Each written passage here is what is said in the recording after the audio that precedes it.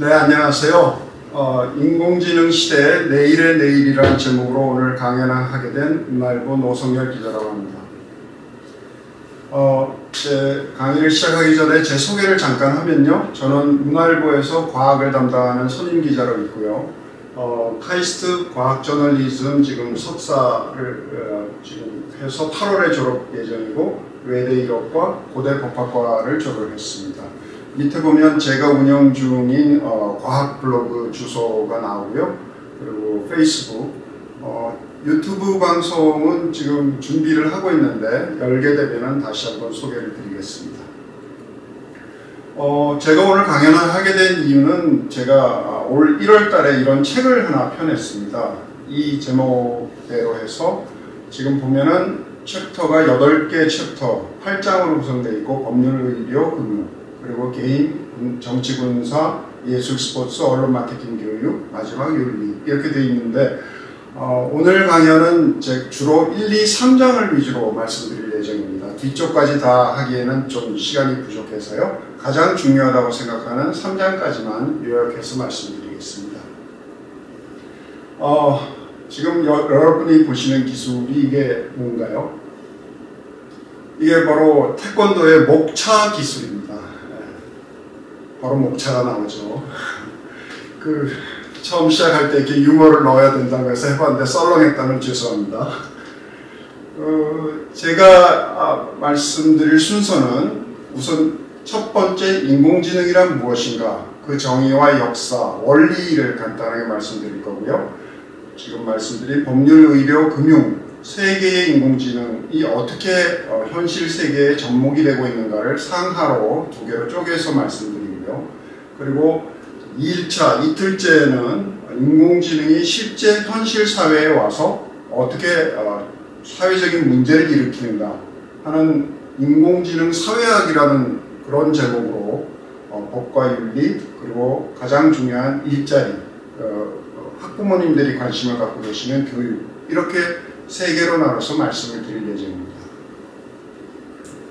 자, 우선 서론에 해당하는 인공지능이란 무엇인가, 그 정의부터 생각을 해보죠.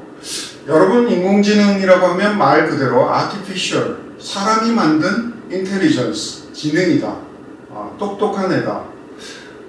우리가 흔히 좀 어렵게 표현하면 디지털 트윈이라고 해서요, 디지털 쌍둥이라고 표현을 하는데, 사람 뇌를 컴퓨터로 그대로 복제를 했다, 복사를 했다, 뭐 이런 정도의 개념으로 생각하시면 좋겠습니다.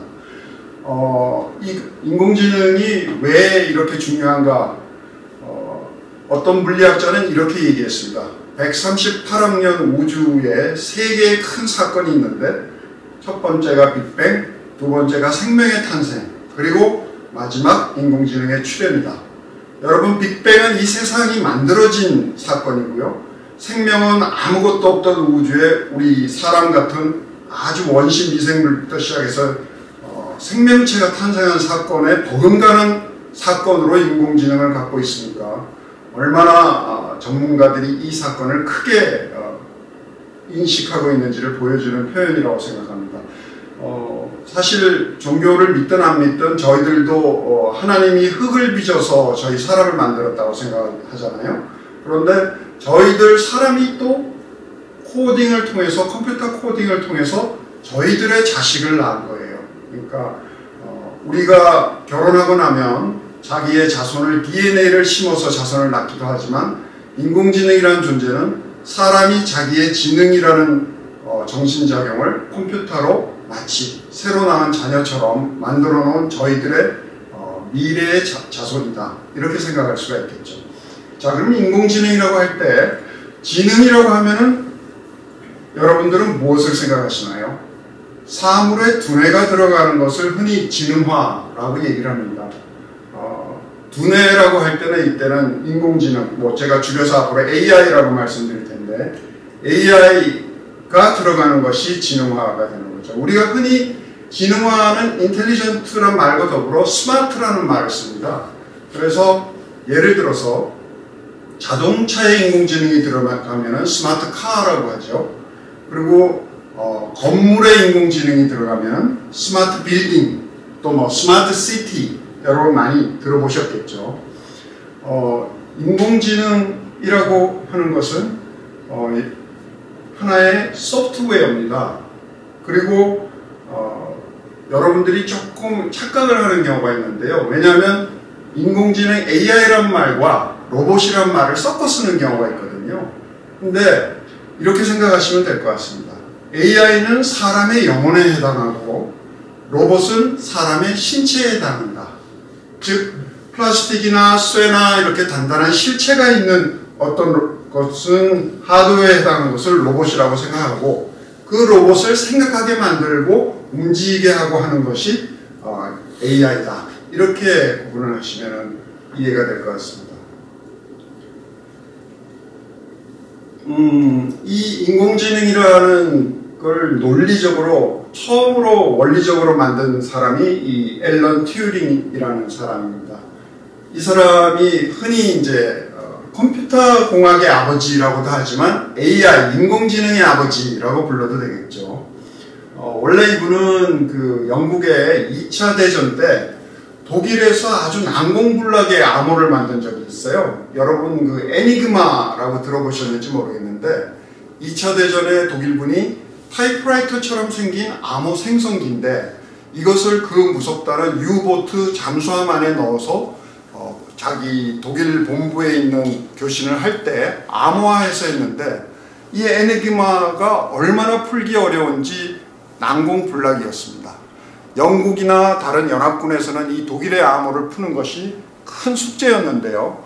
이 암호 체계를 깨는데 앨런 튜링 박사가 결정적으로 공헌을 했죠.